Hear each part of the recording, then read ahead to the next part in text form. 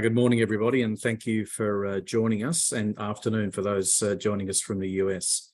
Really pleased to have both Simon Morris, the Chief Executive Officer of Genetic Technologies, and Tony Pietro, the CFO of Genetic as well. So this morning we're going to go through an investor update. There's a formal presentation which Simon and Tony will both step through. And at the end, we'll move into a Q&A session. And you're more than welcome to submit your questions on the chat on the bottom of your screen as we go through, and we'll endeavour to get to all of them at the end. So without further ado, let me hand over to you, Simon, to get things underway.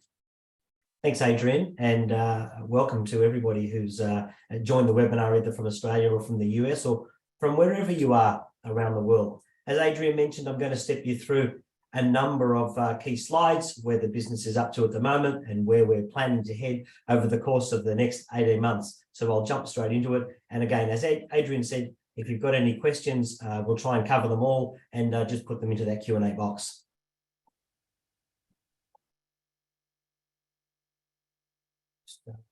Next slide.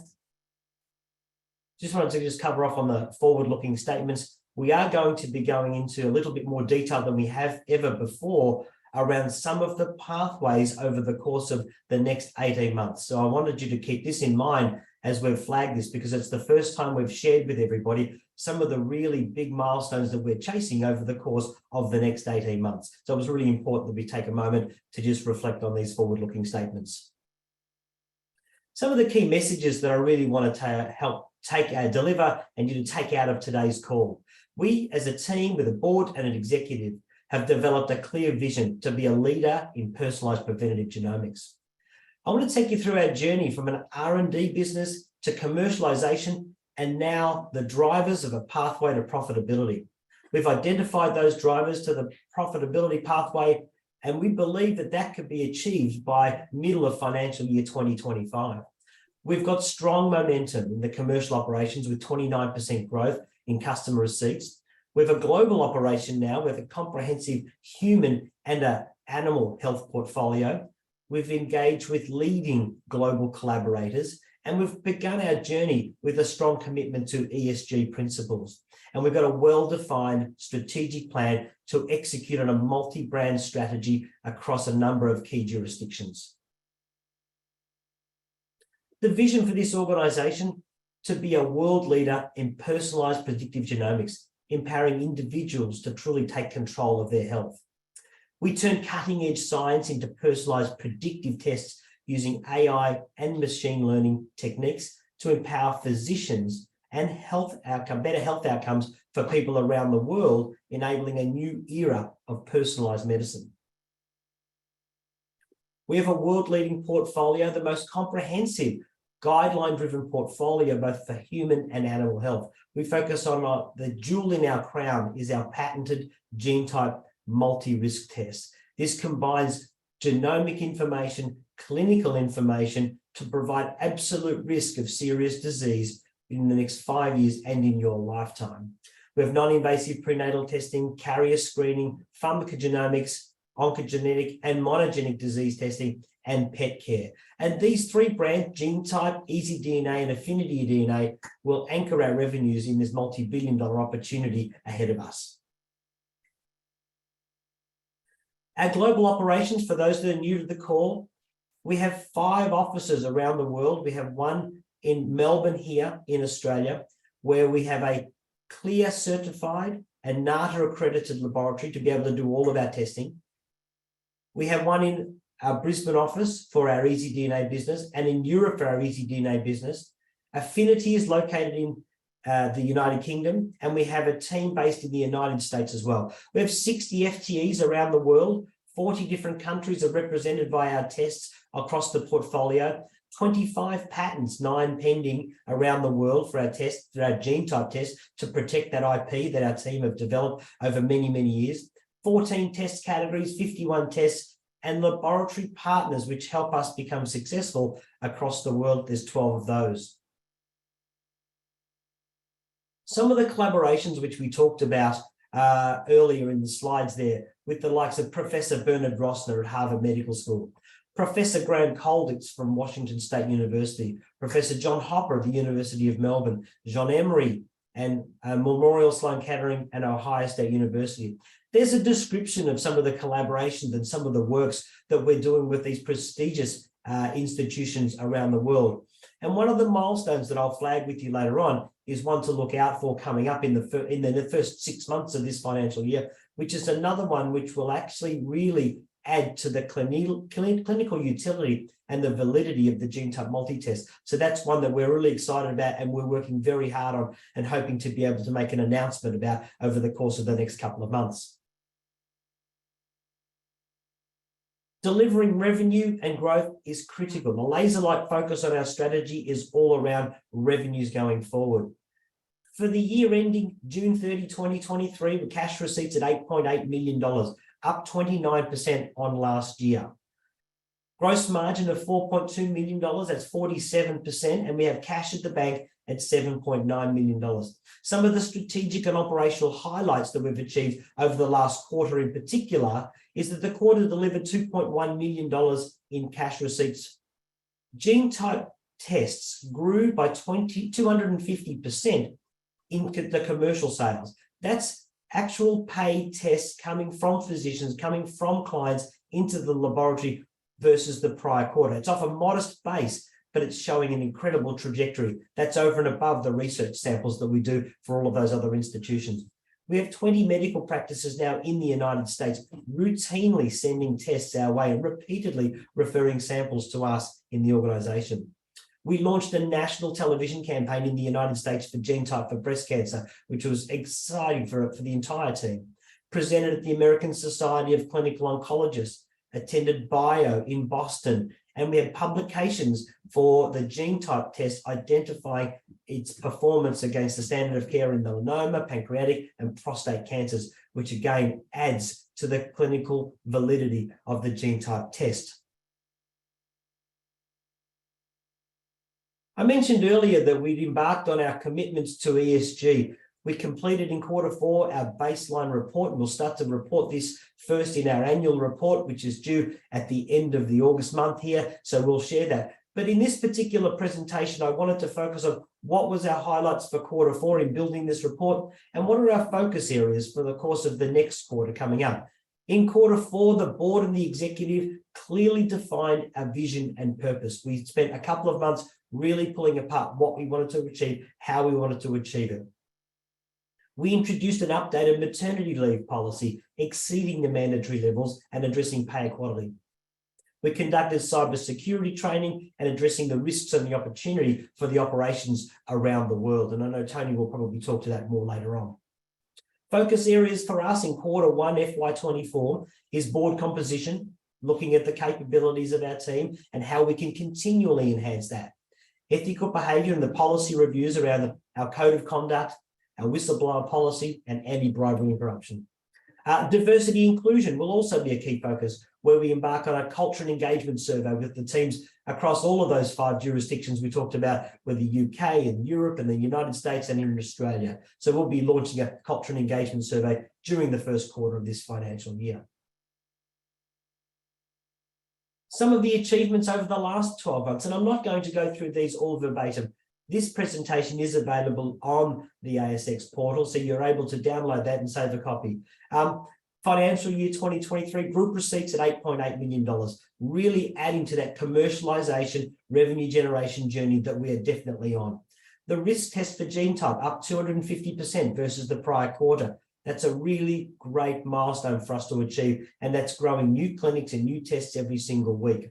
9 tests now commercially available in the US. More than 100 medical practices are on board across the world. And we launched the TV campaign. We integrated 2 acquisitions, and that is something else that Tony may talk about later on as well, over the last 18 months. And that's been an incredible amount of work to build that into a global operations there. We've launched partnerships with the Australian Breast Care Centre with Dr. Nicole Yap, screening for breast cancer risk with Professor Bruce Mann, presented at the ASCO GI conference and the ASCO conference in the United States, and attended a number of other conferences around the world. Peer-reviewed publications, 6 in the last 7 months. This was a wonderful milestone for the team. Submitted our genotype risk test to the NCCN guidelines for review and acceptance. And we haven't heard back the results of that just yet, but that was a milestone to get everything ready and prepared to make that submission to the NCCN guidelines.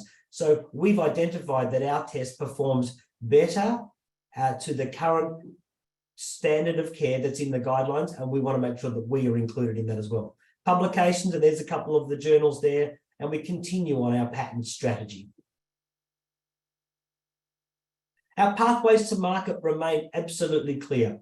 The medical payer and business-to-business model, whether they be through GPs, through specialists, through obstetricians and gynecologists, through integrative medicine, functional medicine in the United States, distribution pathways, payers, organizations and employer groups in the United States. They are all part of our business-to-business distribution model, and they are really key focuses for us over the course of the next 12 months. Consumer-initiated testing, where consumers can go online and buy the test, and then the medical practice or the telehealth will deliver those results back to those patients directly via telehealth. And our direct-to-consumer platform, where there's no medical supervision required, and we focus here heavily on the EasyDNA and the AffinityDNA brand.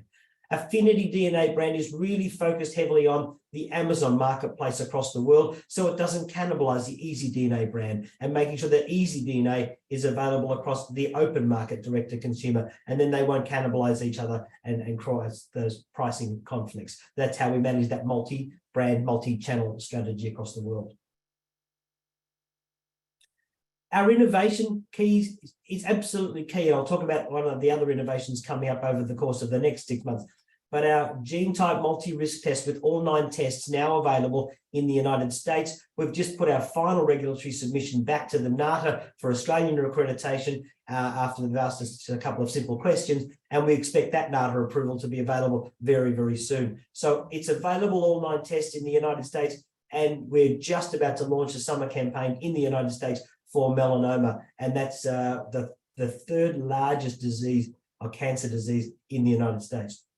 One of the great things about this test is these 9 diseases cover up to 70% of annual mortality and morbidity.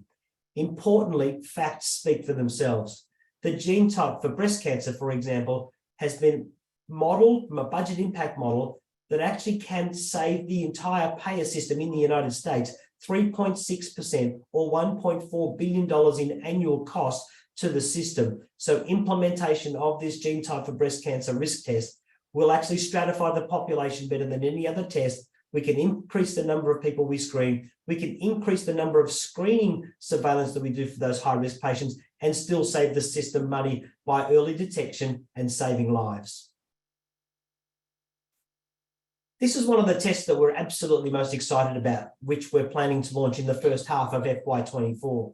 This is the comprehensive hereditary breast and ovarian cancer. This is the world's first test that combines the hereditary BRCA mutations or the pathogenic genes, along with familial, along with the sporadic, which is the traditional gene type polygenic risk test and the clinical risk questions there, which gives you 100% risk of the hereditary breast and ovarian cancer launching later in this year. So this advances any other breast and ovarian cancer test that's available on the market, and it allows us to identify high risk in those patients that are BRCA negative, may have a family history where 85% of cancers are diagnosed during the course of a year, but are absolutely just sitting there unknown to other people.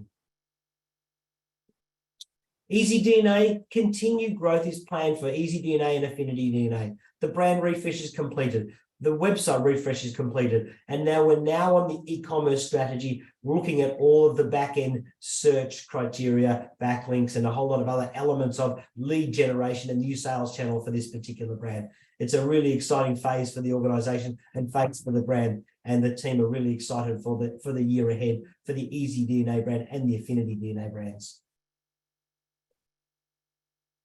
I wanted to spend a little bit more time on these next couple of slides. This is the first time that we flagged this and we've presented this and prepared this. It's gone with a lot of deep thought from the team and wanted to share this. This is our pathway to profitability. For the last 20 years plus, the organization has been research, development, and innovation. The company has spent millions and millions of dollars in developing the tests that we have today. In 2021, we launched the Genotype Multi-Risk Test, now covering 9 diseases, up to 70% of annual mortalities and morbidities. We acquired EasyDNA, a global direct-to-consumer business, and started generating revenues. The next phase of our organization was commercialization and revenue generation. And we're in the middle of that right now, from 2021 to 2023.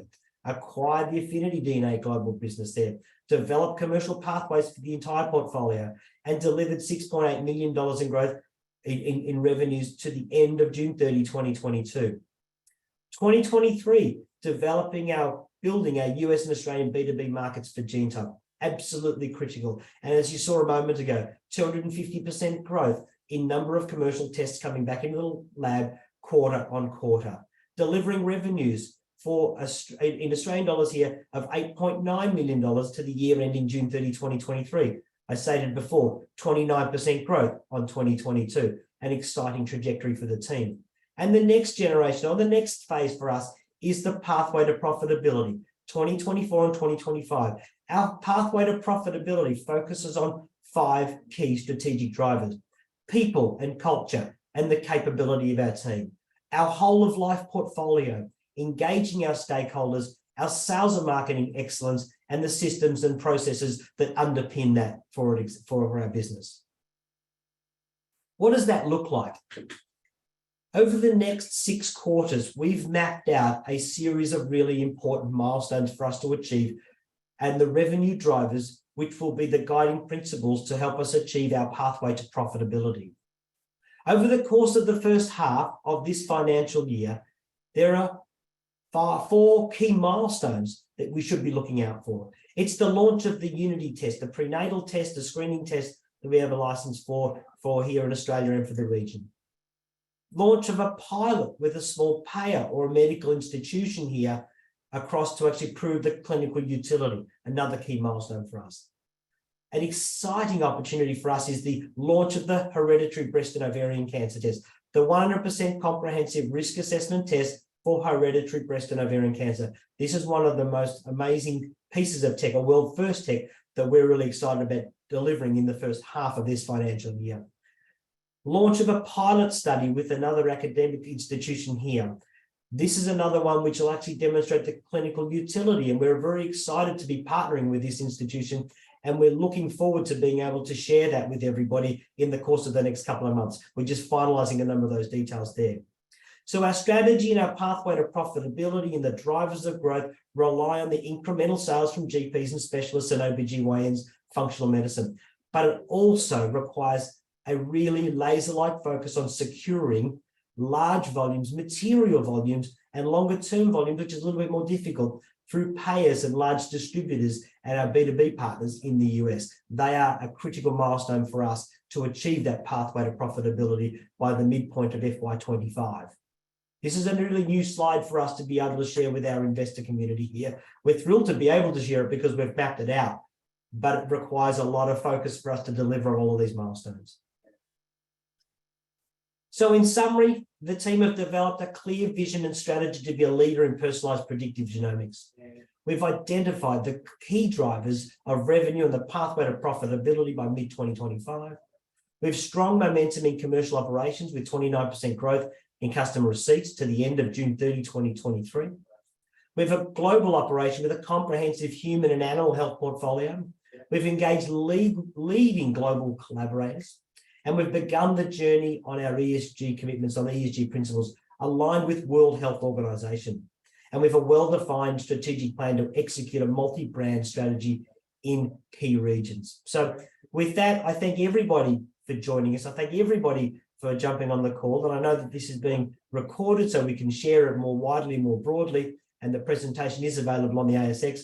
I might just hand back to Adrian. So if there's some questions that have come through that you would share with Tony or myself, or anything that may come through. Thanks, Simon. And just a reminder to those joining us, just to the Q&A section in the bottom of your screen. Please enter those questions as we go through. Simon, we've got a bunch already that have been filled since we've started. So let me start at the top. probably an easy one, this one. It's been a strong year for the group, but can you talk about the key drivers and how these will continue to be features in this current financial year?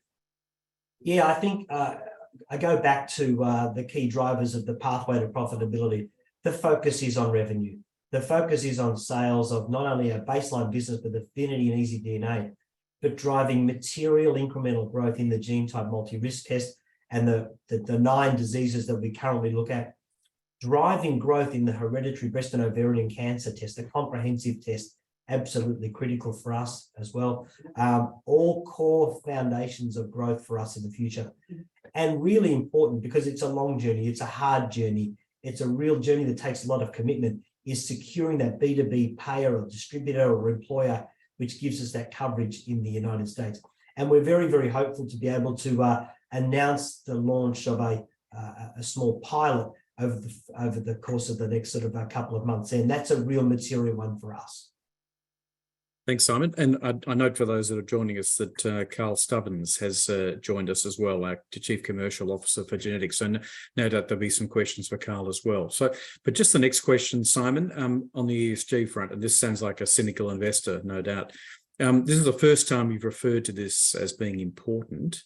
Can you share some of the background, and is this embedded in the organisation culturally, or it's just another box-ticking exercise? Well, the first thing I'd say is absolutely not a box-ticking exercise. When we talk to our investors, this is a real high on their priority list. So it's not a box-ticking exercise at all. We've only just completed our baseline report. So where are we today? We're now identifying where we want to be, and we'll make sure that we put that plan in place to deliver on those key milestones. Every organisation is different, every organisation's footprint is different, and every organisation's priorities are different. So we'll be working very, very hard with the board and the executive to make sure that ultimately we are great corporate citizens around the world, and that we actually deliver on some of those things that are materially beneficial to the organisation and to our entire stakeholder group. So some of those principles and those things that we talked about in the first elements of the next quarter with regards to some of those policy reviews, some of the board composition, and some of the things with stakeholder engagement or culture engagement survey for us as a team. They're things to really focus on now, and they're real things. They're not just box-ticking exercises.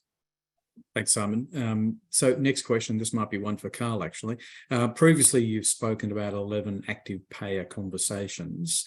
Can you update us on where these conversations have got to? Yeah, thanks, Adrian. We can. Simon referred to it just in fact a minute or so ago when he talked about a potential pilot that could come up with one of the large payer groups in the very near future, and that's approaching what I would call a key conversation level, and we could finish up with that program being put in place in the next month potentially. The other conversations with payers are kind of what I would say long pathways. We're engaged, we're talking with them. This particular pilot that I just referred to would be a small step in the right direction for the others as well, because it's a little bit a case of, what one in, all in, we start to demonstrate, and the purpose of the pilot I'm talking about is to help validate the utility of genotype in breast cancer risk assessment. But as we do that pilot and that evidence becomes available, that will help us move the conversations forward with the other payers that we referred to previously. It's a long pathway, and anybody who's gone through this process in getting reimbursement for a device or a medical procedure in the United States would know this and would agree with me. But you've got to start to build the foundation. I think we are very close to finalising what that foundation looks like, and that should move us towards the next stage of those conversations. Thanks, Carl. Thank you. Next question, back to you, Simon. With the launch of the world's first comprehensive risk assessment test for breast cancer, breast and ovarian cancer, can you share what this means? Yeah, at the moment, when someone wants to do this test, it's actually in 2 parts.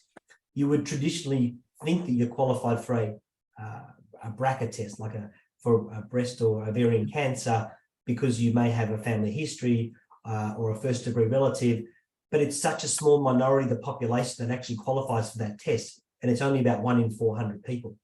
What we're doing here is we're actually combining this plus the clinical questions, plus our gene type polygenic risk test, and our comprehensive one solution, saliva-based, non-invasive solution for the world to actually have this test and be able to do it once.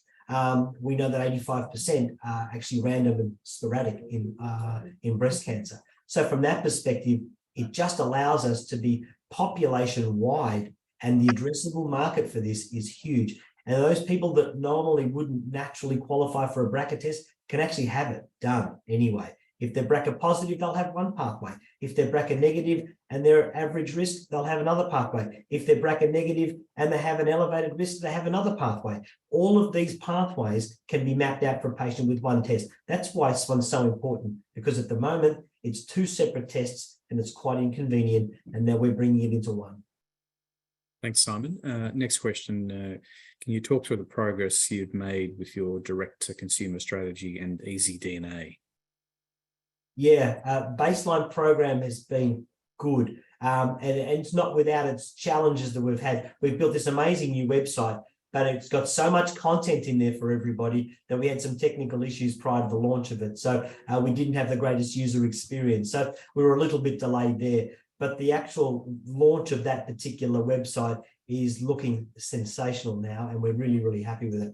Some regions are going really strong, and some regions have some really challenging jurisdictional changes in them there. So it's a really interesting business to run. It's different to running a business with serious diseases, with our business with specialists and GPs, but it's such an exciting, dynamic and fun business to run with the team around the world. And we speak with them regularly, our team members there, but it's growing, and there is growth forecast across the next 2 years in both the Affinity and the EasyDNA business to contribute to that pathway to profitability. So very exciting part of our team. Thanks, Simon. Good follow on that regard with respect to the next question. So I'm pleased to see you talking about your pathway to profitability by the end of 2024 calendar year. I note the biggest change in the March quarter next year is the inclusion of a B2B distributor and payer. Simply, what is your strategy to secure this driver for the business? Sorry, can you just repeat that one there? I just got slightly distracted there. Sorry. Yeah, apologies. So I'm pleased to see you talking about your pathway to profitability by the end of 2024 calendar year. I note the biggest change in the March quarter next year is the inclusion of a B2B distributor and payer. Simply, what is your strategy to secure this driver for the business? Yeah, I think it's beefing up resources in the United States to be able to secure this and add to the capability of our team. So we mentioned that we engaged a market access team with Alva 10 some 12 months ago to actually create the budget impact model that gets us the seat at the table. To execute on those plans and the payer conversations, the distribution conversations that Carl was talking about just before, a moment ago, they're really critical to have a really good commercial person and then a good marketing agency that creates all of the materials for the payers, whether they be for clinicians or for patients or for payers. They're all different materials, so the capability of our team. So we know that Carl mentioned before that we have a number of those payer conversations on the hook, ready to go and really, really close. But we've also got a number of large distribution partners, aggregator partners that we're also talking with. So you're absolutely right. A critical milestone for us over the next 12 months in achieving this pathway to profitability is securing one of those larger payers in the United States to actually help us achieve our goal. And we are absolutely laser-like focused on the gene type baseline business with physicians and the payers and the distributors and the employers. Everything's focusing so heavily and biased towards achievement of that because it is fundamental to achieve that goal. Thanks, Simon. And you kind of touched on this in your response to that question just then. But so the question is, what new US hires have you made? Yeah, so we've got 3 critical functional areas that we haven't had dedicated to the organization. Chief Medical Officer based up in Connecticut. We have a new commercial business development person based in Arizona and a new chief marketing person based in San Diego, as well as the appointment of a new marketing agency based in Chicago. So there is 4 critical appointments that have been made in the last 4 weeks for us to be able to seize and execute this plan that we've put out there for an ambitious goal for ourselves and that pathway to profitability. Without the fundamental, the foundation there for us to achieve that, we'll be well behind. But those hires, 2 of those joined us on the 26th of June, and the other one joined us just a little bit earlier, and then have been joining us in conferences, and the agency joined us on the 1st of July. So they've been in part in the business sort of for the last 4 weeks now. So really exciting capability upgrade to the team to deliver on the plan that we've got set ahead for ourselves. Thanks, Simon. It looks like I've got a couple of questions for Tony, so you don't get off scot-free, Tony. So okay. Firstly, so can you talk about the addition of the 2 businesses acquired in the last 2 years and their integration? Sure, yeah. So obviously bringing in 2 businesses like we have that have given us that exposure, if you like, or an increased exposure to the direct-to-consumer market always presents challenges. And it has improved, and you know, we've embedded a lot of our processes together, and in our reporting lines have come together, if you like. So it's always a bit of a challenge, and it relies on good people in all those regions that we have. So those 2 businesses gave us exposure to the European markets as well. So we have a team in the UK and in Malta. So part of the integration involves new systems that we hadn't had in place at genetic technologies in Melbourne. So that's all, that implementation is really now bedded down, and now we're looking at efficiencies between those businesses. And to be honest, I guess the point to raise is it's always important to have good people on the ground, and those 2 businesses have brought very good people to the table for us, and we rely heavily on those, and they've been fantastic for us, and they help us obviously along the way to actually embedding those businesses and improving our efficiencies there in reporting. That's great, Tony. Just actually on the similar kind of theme, the next question also for you. So how have you managed, you know, from a financial controlling perspective, an internationally diverse business from Melbourne? Yeah, so look, it's those challenges too, because you've got all these time zones now. It's almost like we have a 24-hour clock on the business now, and we're getting, you know, communications over that time frame, you know, in the middle of the night, and that can always present challenges. But you know, like I said, I'll go back to the fact that you need good people in those regions, and we have those, and they all have their responsibilities, and we're all working together as a strong team to ensure that we meet all of the requirements of the business, whether that's from a customer perspective or from a financial admin perspective. Thanks, Tony. I reckon this next one might be in your wheelhouse as well. So it's on cybersecurity, which has been a topic of focus in recent times. So what initiatives have you implemented to manage this risk? Sure. I mean, I think that the point I'll make up front is it's always been a focus for the business, even before I've been here. If we're dealing with patient information, and the security of that is always paramount to ensure that information is held, if you like, securely and de-identified. So part of that is to de-identify that. So I'm saying all of this to say, I think we've always had a strong emphasis on that, and the processes involved in our business have been that, but we have been improving that of recent time as well. We know that it's been in the public domain a lot about those breaches that have occurred at Medicare and at Optus of recent time. So, you know, we've improved our security posture, particularly with the new businesses as well. They've just gone through a very sort of intensive, if you like, review of all of their processes, and they've improved those. They've moved to Office 365, and here in Melbourne, we're actually going through a similar process to improve our processes and actually align ourselves with them on Office 365 as well. Thanks, Tony. This might be back to you, Simon. So can you provide an update on QIAGEN collaboration and a comment very exciting to the overall competitiveness for the business? Oh, certainly. So I'll give two small updates to that one there. We've just commissioned our first new piece of equipment from QIAGEN, which will actually help us onboard a whole suite of new tests and actually makes us more efficient in our NATA accredited and CLIA certified lab here in Melbourne. So that's being done. We've also just recruited and appointed only in the last couple of weeks a new senior scientist in the laboratory whose dedicated focus is to bring on new pathways for us and new tests and validate it before it becomes part of the commercial operation. So that's now in full swing. So we're very, very excited about what the future holds.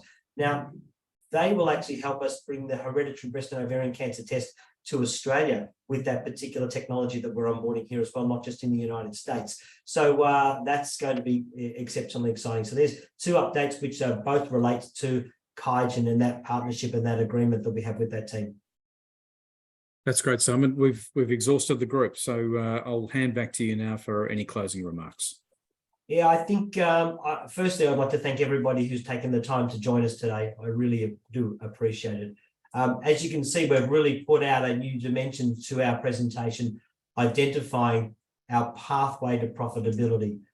From the last 20 years as R&D and innovation to the last 2 years in commercialization, and now the journey of the pathway to profitability, we've quickly stepped through a couple of big phases of our organization, and we're laser-like focused on execution of that plan to deliver on our commitments over the course of the next 18 months.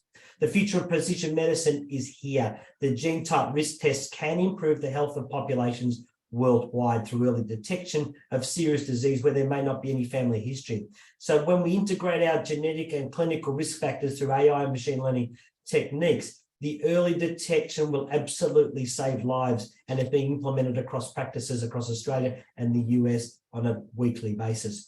So it's essential to know your risk. Don't go wondering. Join us and know your own risk, because early detection will save lives. And we're so excited about what the future holds for this organization, and that we've actually articulated and driven that pathway to profitability. We've built the team around us to be able to execute on that plan, and it's absolute focus on delivery of that now. So again, thank you to everybody for joining us today. We really appreciate your time and sticking with us. So again, any other questions, please feel free to reach out.